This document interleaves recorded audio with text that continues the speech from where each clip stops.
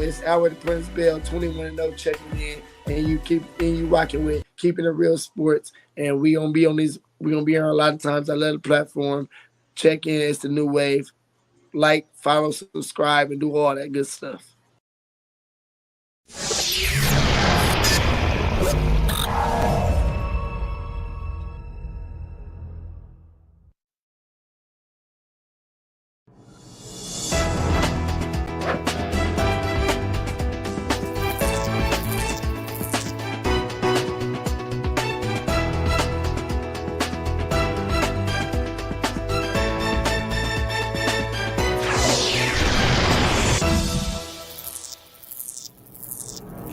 Sports.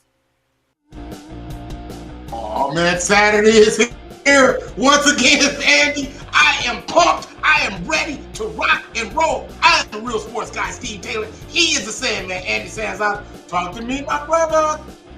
Steve Taylor, we got a mock draft coming up today. Big really one. Excited about that. And it's going to be a big one. No, Andy, the best mock draft ever. That's right. I mean, yeah, you put a lot of work into it. No. Stop right here. This is where you're going to get it at. That's where you're going to get. Look, my Cavs couldn't get it done last night. A little disappointed, but, man, they've got a really bright future. We'll get into that here shortly. Yeah. But let's get right to it. We got a big show. It's time for the Quick Hitters. Quick Hitters!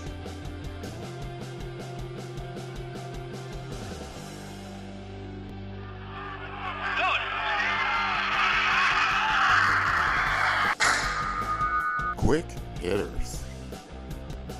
All right, my friend. Well, yesterday marked the 75th anniversary of one of the most historic moments in professional sports, and it was this one right here. Jackie Robinson breaking the color barrier, I should say, and all the teams were in the 42s this weekend. I know this obviously has a special place in your heart as well. It's opened up a lot of doors for African-American athletes throughout multiple sports.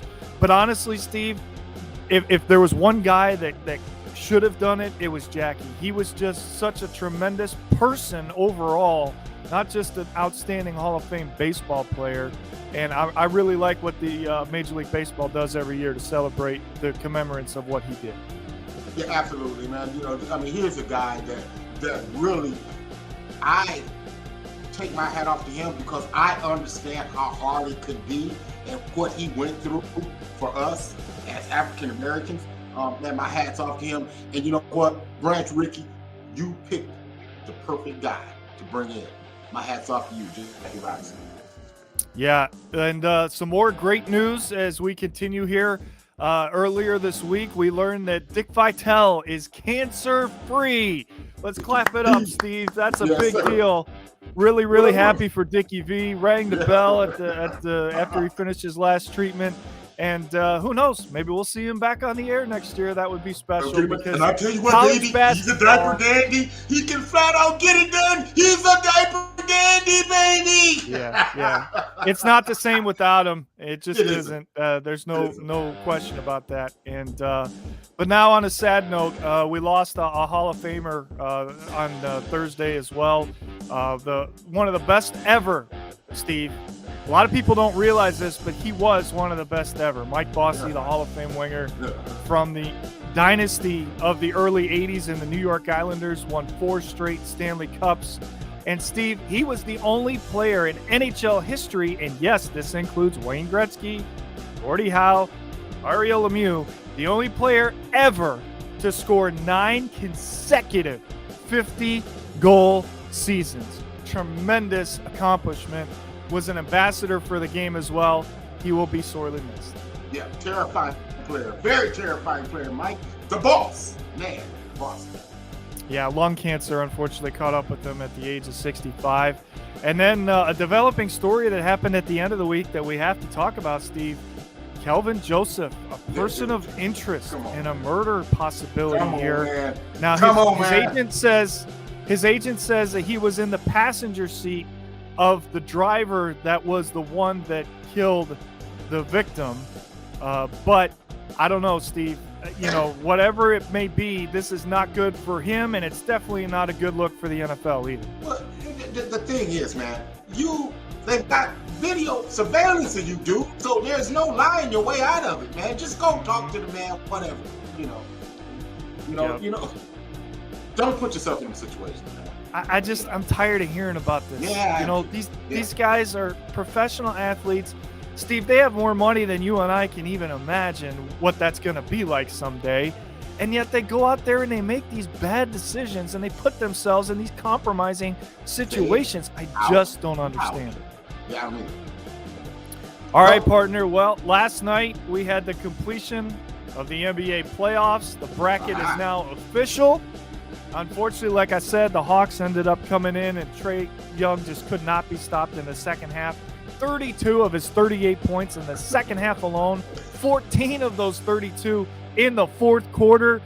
I mean, he's a special player, Steve, but I really felt like we didn't make enough adjustments, and that's the reason that we lost the game. We had the lead for most of the game up through the third quarter, and then they couldn't stop Trae Young. It's the bottom line.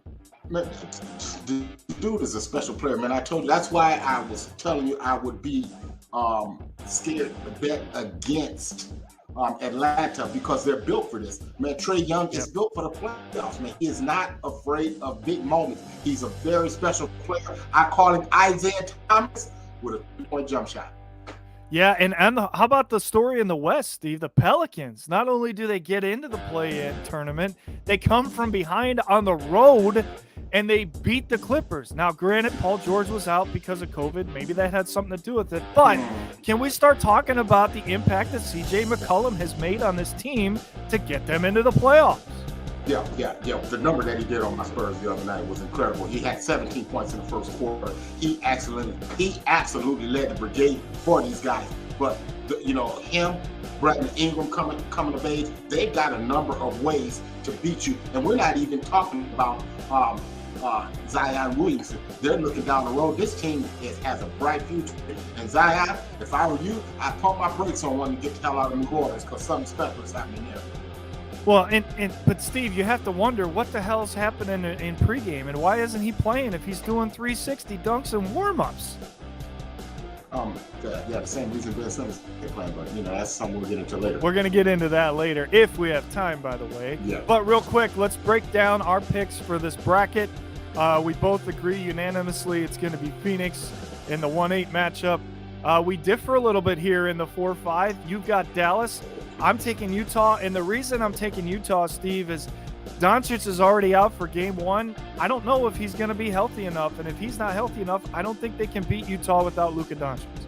Yeah, they can. I like their chances. I like the way that they play offensively, especially at home. They can shoot basketball. Dallas is a dangerous group. Man, I would not want to tangle with these guys. And when Luka comes back, I tell you, buddy, they are special. And the 3 Murray, Denver's not the same team, Steve. If Jamal Murray was healthy, if he was able to play, I might possibly go with Denver, but I can't go against home court and Steph Curry in the playoffs. I just can't do it. Curry coming back, man. And then they got, Cassius, Klay Thompson, the most knockdown, deadly shooter in the game. He's coming back. They got a young Jordan Poole, man. And then they've got James Wiseman coming back, man. Draymond, Dele Green, man. No, man, give me the Golden State. Yeah, and Wiggins, too. He's having a career year. Obviously, he made the All-Star game, so that was a big impact. And then this, to me, was the easiest pick of the whole tournament. I know it's going to be maybe a little bit of a series, but Memphis is just too good, Steve. This was an easy one for both. Yeah, I like Memphis. I think this could be a gentleman's sweep. They'll win it in 5. All right, let's go to the Eastern Conference. Now, after what happened last night, we're both unanimous. Wrong one. Sorry. We're both unanimous with Miami. The only thing, man, if John Collins was available, I would be tempted to go with the Atlanta Hawks because I know what they can do, but no John Collins, I don't think they can beat it, man. Well, and you have to think if Collins was healthy, they wouldn't have even been in the game last night. They would already be in there, right? True. So there you go. So Miami in that game. Next, we've got the 76ers and Toronto, and we differ on this one as well.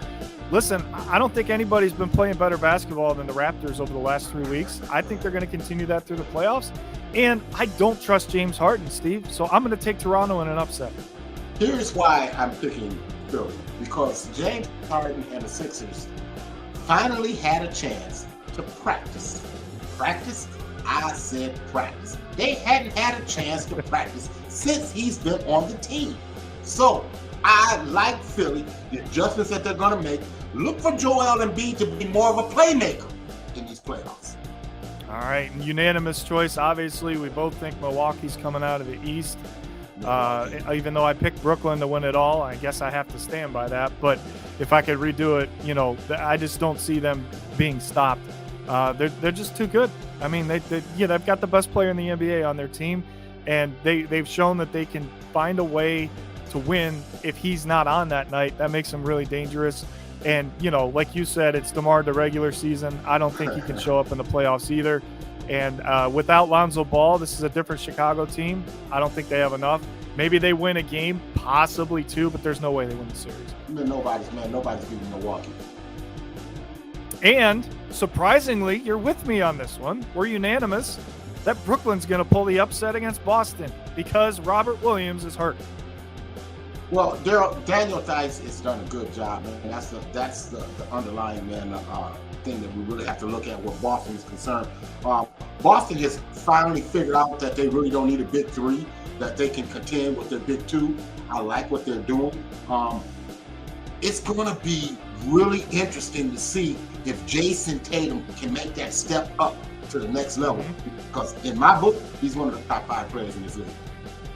I agree. He's really just coming along. But listen, Kyrie and Kevin Durant seem to have figured it out. That's going to be a tough team to take down. That's why I picked them at the beginning of the year. And I'm going to stand by it. So for at least one round, I'm going to be right, hopefully. All right. Well, we've got plenty of time to break down each one of those matchups, and we will do that next week. But in the meantime, we've got a little something special for you folks tonight. Yeah, man, you know what? We've been doing these mock drafts for years. Unfortunately, I've been on the radio and I've had to do the audio, but this is the first time I've had the chance, the luxury of breaking down actual highlights. And man, I got a whole different respect for those kids that break down those highlight videos, man. Oh, yeah. Man, my gosh. But it's so much fun. We had a lot of fun doing that. And what we want to do for you is something different. So we want to give you the Keeping It Real Sports. And when I say keeping it real, now again, let me preface this by saying this is according to reports that we have thus far. No trades have happened. So according to what we're hearing, this is how we expect the top 10 draft, the top 10 in the NFL draft to play out. So without further ado, let's get into what we call the Keeping It Real Sports NFL mock draft.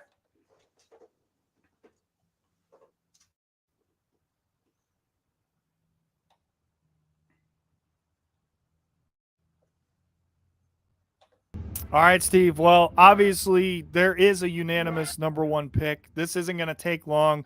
We don't need to be on the clock. Let's just get right to it. Jacksonville Jaguars.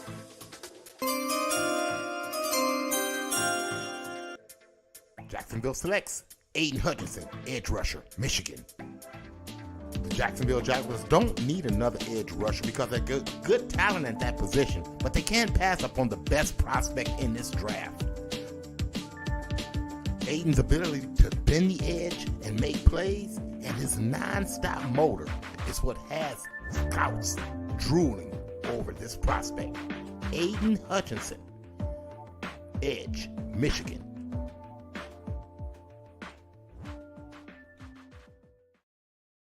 I mean, this might be one of the easiest number one overall picks in the last 3 or 4 years, right? I mean, it's unanimous.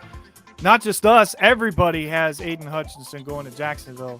Steve, they can't get this wrong, can they? Well, here's the thing. Do they really need an edge is my question. The thing with Jacksonville is what they need to do is get security for their quarterback. They've had a splash in this season, off season, by signing people, free agency period. They need to get security for the quarterback. And I keep hearing, the name that I kept hearing was Evan Neal. But I mean, they go with Aiden Hutchinson. I mean, I guess that's a safe pick. All right, so we got the Detroit Lions next. They're on the clock. And, so what do you think? What do you think the Lions need to go? Well, I mean, quarterback is definitely is in play, but listen, they need playmakers everywhere. Tom Cole said last week he thinks that they should take Malik Willis here. I don't know if I agree with that, just because as talented as he is, Steve, I think there's so many other holes that Detroit has to address. Look, Jared Goff can get you by. Okay, you saw it firsthand. He got you to a Super Bowl. He couldn't get it done in the Super Bowl, but he at least got you there, right? He can win football games. He's a proven NFL quarterback. I think you can use him for another year or two to bridge the gap for your future franchise. So I've got to go and fill another hole, and I think you're going to agree with me on this because the pick is in. Well, let's see who the Detroit Lions select. The Detroit Lions select edge rusher Travon Walker, Georgia. The steam is too much to ignore here from Walker's pro day. Despite the Lions sending 7 representatives to Kayvon Thibodeau's pro day. 6'5", 275 pounds, too much to ignore. Walker had a career-high 7 pressures versus Alabama in the national championship game. Physically, he's taller than Myles Garrett, with longer arms and bigger hands, and he ran a faster 42. And the disruptive nature of Travon Walker, too much for the Detroit Lions to ignore, sitting there at 2. Travon Walker, a great pick for the Detroit Lions. Edge rusher, Georgia. He really made a name for himself in that national championship game, Steve. And that's where he started moving up the draft boards. Then when the combine hit, his numbers were higher than they were expecting. He kept moving up. I mean, listen, Dan Campbell wants a physical, mean football team. Travon Walker fits that model. I like the pick there. Yeah. I mean, it's a good pick, man. I like to do. Man, there is he's climbing up the draft boards, Andy. A lot of people like him going first, okay? And think on some draft boards, they have him coming off as a top pick. So it's a great pick for the Lions to fill a need, to get an edge rusher, to get a guy that's an impact player on their defense. I like it. Can you imagine if for some reason that happens, and that's not necessarily a bad thing for Jacksonville because we just showed you how talented he is. If Aiden Hutchinson falls in the lap of the Detroit Lions, how high their ticket sales are going to just skyrocket. They'll pull that trigger in a moment. Yeah. All right. So we talked about it. The Houston Texans are on the clock. They've got a number of picks in this draft thanks to the trade they made with the Browns. But right now they're at the 3 spot. And Steve, it looks like the pick is in. Where do you think they're going? Real quick before we see what the commission says. I mean, they seem to like their quarterback situation for the time being. So I think you got to keep them off the ground. I think you got to protect the offensive line. Let's see if I'm right.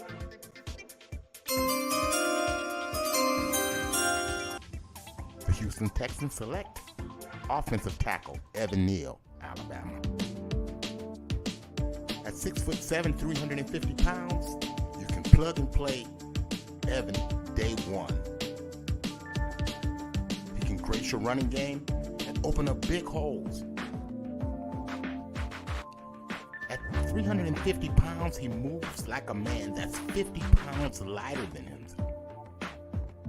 Evan only allowed 24 pressures over the last 2 years between left and right tackle.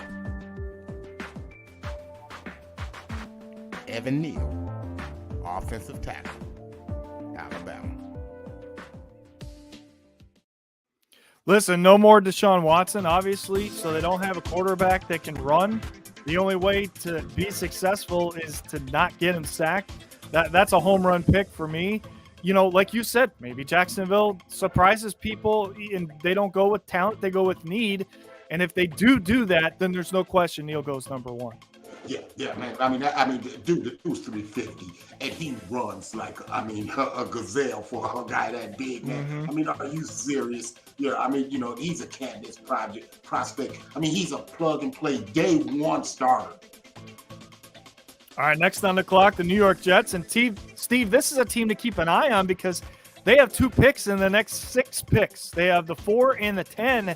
I think a lot of teams are going to be calling the general manager's phone for the New York Jets to see if they're willing to move one of those picks.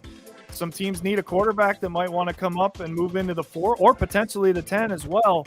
But right now, for this mock draft, we've got them standing pat at the 4, and the pick is in. Well, yeah, they got a chance to really upgrade the talent on their team, and because they got their quarterback last year, if you remember.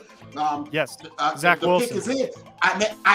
They could go wide receiver right here. I've heard some people say this would be a good place for Garrett Wilson, but let's see what they do. Pick's in.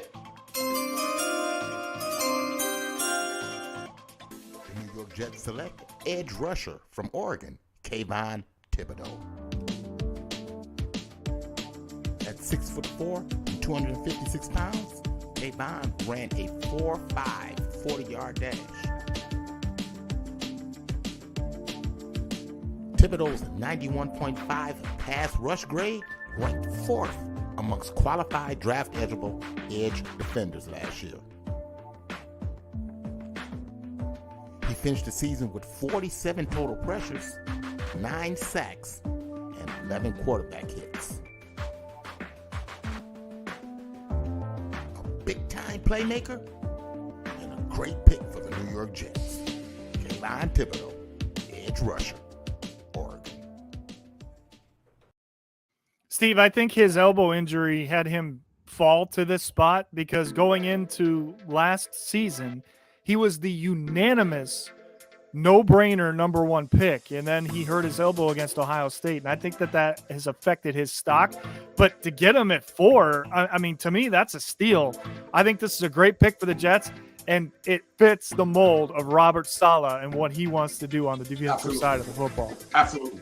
Well, you remember, it wasn't the elbow, Andy. It was the ankle that had him hurt before the Ohio State game. So, you know, he labored that throughout the season, but he still catapulted that into one of the highest grades on an edge rusher in this draft. So I really like this kid. A lot of people had him going first, number 1 overall, but the ankle injury brought him back. We'll see. It's a great pick for the Jets. Now, this team is the most interesting team in the draft to me because they have so many needs, including quarterback, by the way, because I don't think Daniel Jones is the answer for the Giants. Right. And, you know, how many different directions can they go here, Steve? Do you think they're going to go offense or do you think they're going to go defense? Well, I know that there is a love affair with cornerback Ahmad Sauce Gardner with the Giants. I know that. However, when your quarterback is getting up off the deck, ask Joe Burrow. He'll tell you. You know, exactly. You got to get security, man. You got to get security for your quarterback. Absolutely. All right, here it is. The pick is in. Who do they got?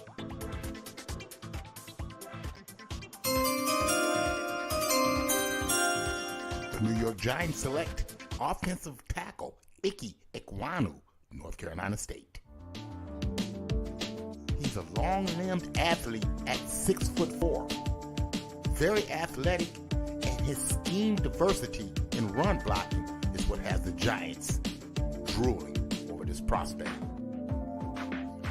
He has ability to win with positioning or force, and he's very athletic, running a 4.9 40.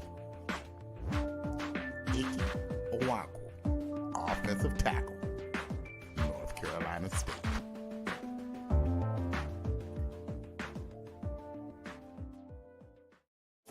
I like the pick. You know what's interesting about both of the New York teams, Steve? You could flip that. You could easily flip that and see the Jets go for that side of the ball to protect Zach Wilson because I think they have a better potential franchise in Wilson than the Giants did with Jones. Even though Jones has been injured, I get all that. But I haven't seen enough from Jones when he's healthy to make me think otherwise. So, you know, this is the spot about the spot in the draft where I think things are going to start to get interesting. And you could see a lot of trades in from 4 to 10 as well. But for now in our draft, that's where we're at. And now we've got the Carolina Panthers on the clock, Steve. And this is the most interesting to me as a Browns fan because I keep hearing Baker Mayfield's name associated with the Panthers. Well, you and I both know that there's no way Carolina's trading the 6th overall pick to Cleveland for Baker Mayfield. But I don't know that Carolina's going to want Mayfield after what I saw this morning. Did you hear? The receiver for the Panthers, Anderson, went on Twitter and put in all caps with like 8 zeros next to the word no, all the way across, that he does not want that to become his quarterback. So let's say that that's the case. They have to have a quarterback because Sam Darnold's trash. So, Steve, they're going to go with the quarterback. I think that they're in love with Kenny Pickett, but something tells me with this pick that they've gone in a different direction and they're listening to talent over heart with this pick.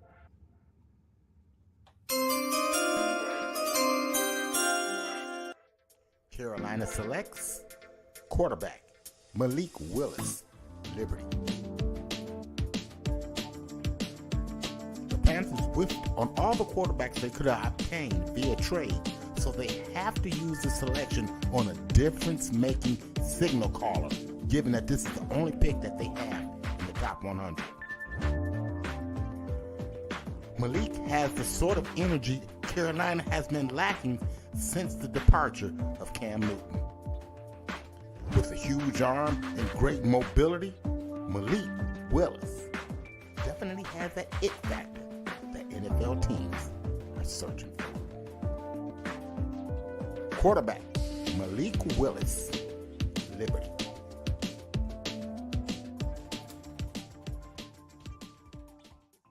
I love the fact that you threw Cam Newton in there, because to me, this is Cam Newton times 10. I think he's better.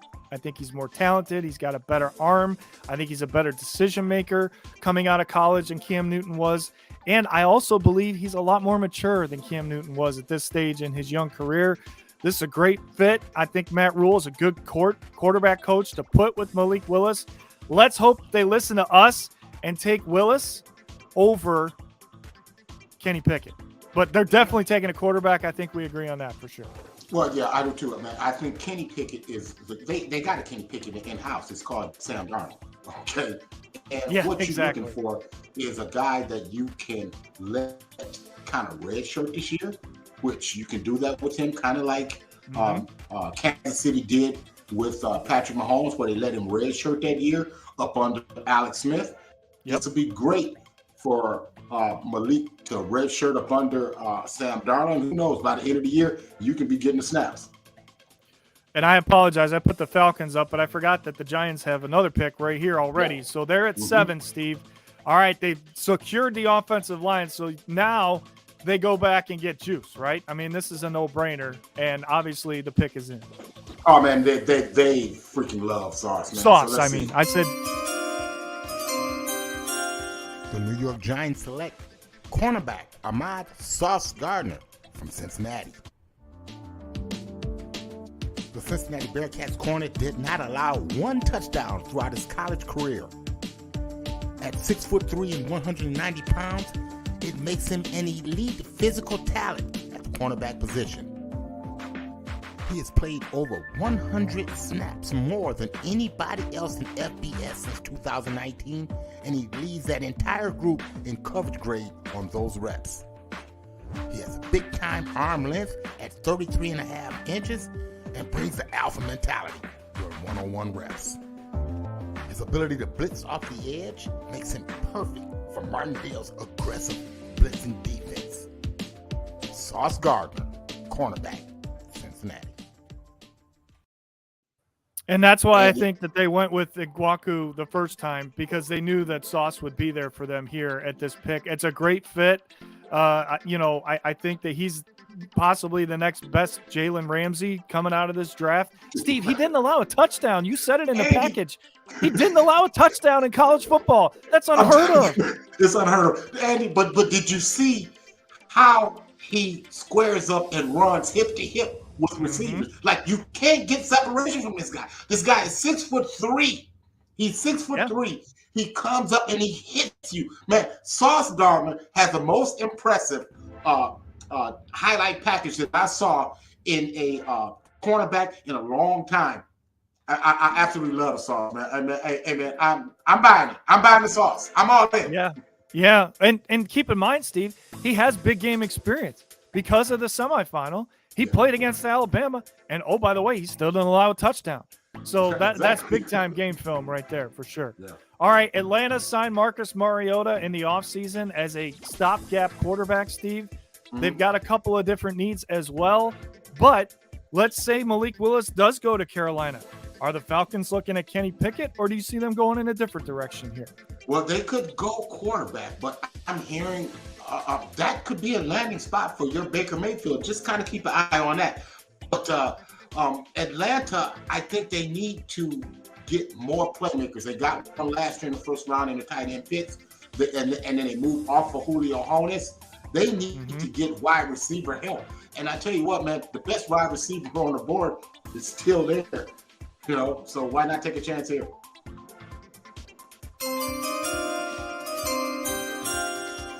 The Atlanta Falcons select with the 8th pick wide receiver Garrett Wilson, Ohio State. Not the biggest receiver, but plays bigger than listed thanks to good athleticism and above average bulk relative to frame. In 12 games, Garrett had 90 catches for 1,100 yards and 12 touchdowns. He's a dangerous in the vertical game, and he stretches the field with the initial burst and above average downfield speed. Garrett can run every route on the route tree and can line up in multiple positions. Big time game breaker. Garrett Wilson, Ohio State. I love the pick. I think he would be an outstanding fit. And then think about the talent that they drafted in the tight end last year, right? Yeah, I mean, now you're Upgrade. starting to build that offense back up. You're ready. Weapons. Obviously, you're moving on from Matt Ryan. So, we'll see what they do with the quarterback situation. But you got to take talent here. I mean, you've got a top 10 pick. If the best receiver's on the board, you go get them. That's a no-brainer. All right, Seattle, same thing. Here we go with the Baker Mayfield talk once again. Let's assume, Steve, that with this pick, they've traded for Baker Mayfield. Where do you see them going now with this number 9 pick? I don't think they're going to trade for Baker. I don't think he's going to end up in Seattle. All right. Seattle, there's a couple of things in play for Seattle. Seattle needs a quarterback.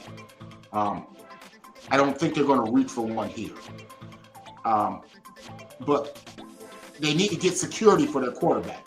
We saw Russell Wilson running for his life all the last couple of years. They need to rectify that, especially if you have more inexperienced signal callers behind center. So if I am Seattle, I would probably take that now. And then you got to pick at 40. And from what I'm hearing at 40, Matt Corral is in play at 40. Okay. I mean, that's a good option, but the pick is in. Let's see where they go.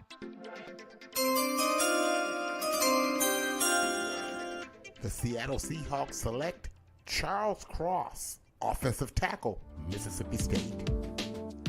As a run blocker, Cross gets the better of defenders by routinely beating them to the spots. He fires off the ball and uses his quickness to get to his landmarks to set up running lanes. With his speed and athleticism, Cross is excellent at bolting to the second level and is skilled in space to hit blocks on defenders at the second level.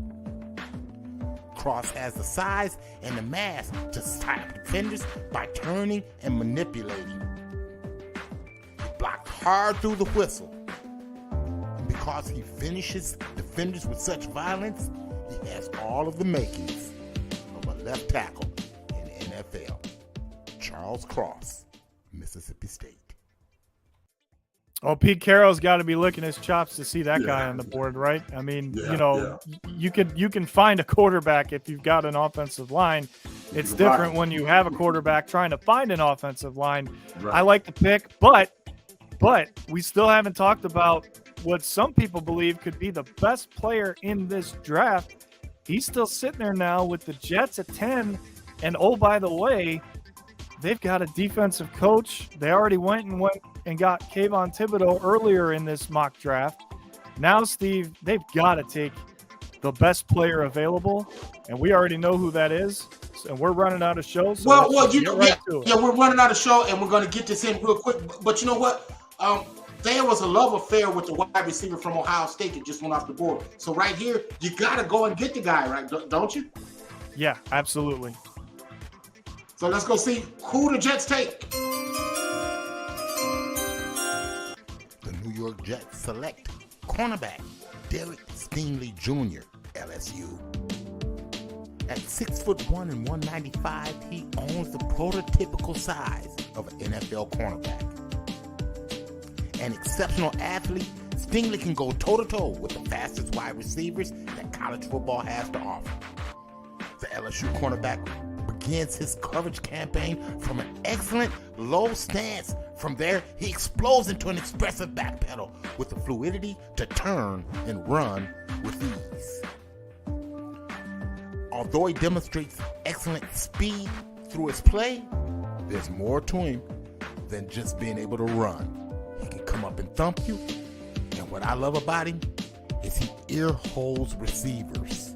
What I mean by that is he runs stride for stride with them, like right here, ear holes him, flips his hips, turns around, and he's a ball hog. Derek Stingley Jr., cornerback, LSU. Boy, Steve, I'm looking at that tape, and I'm like, how does this guy fall to 10? I know. Right? I told you. Andy, when I cut that tape up, I called you right away. I'm like, dude, I just fell in love with Derek Stingley. I just fell in love with Derek Stingley. I mean, can you see why? Yeah, well, you played the position, so you would know firsthand. So, but you still like Sauce over him, though, right? I love that. Man, you can't teach 6'3", man. Yeah, I know. 6'3", man, you know, I mean, with the ability to hit like he does, I mean, the dude's never given up a touchdown, man. Are you kidding me? Yeah. No, I listen. You know, if I'm a New York football fan, I'm looking forward to this draft because they're going to get some talent, Steve. They're going to be able to turn some things around in a couple of years if they do this the right way and go about it the right way. But I keep seeing rumors that the Giants want to trade down. You can't trade down, Steve, if you're the New York Giants. There's too much talent in the top 10 to do that. You have to stay and make your pick. Now, I'll give you this, Andy. This draft is very deep, so I get that. But what the Giants may be looking at is trying to shore up their offensive line and open up running lanes for Barkley. Even though Barkley is in play for trade, but what they're looking at, man, is the quarterback class next year. So everybody's trying to get into that. So I get it. Well, you know, there'll be a lot of competition for that for sure. But, you know, we kind of ran long on the draft, Steve, so I think we'll so much fun, man. So much fun. Hey, look, remember to like and subscribe. Tell us what you want to hear, man. We will always get that in, get the questions in. Man, I've got people who's asking me who their team are going to take, and we just don't have time. I just can't. I can't. Yeah. Travis asked who the quarterback that Seattle would take. So Seattle's going to take Matt Corral at 40. So there you go.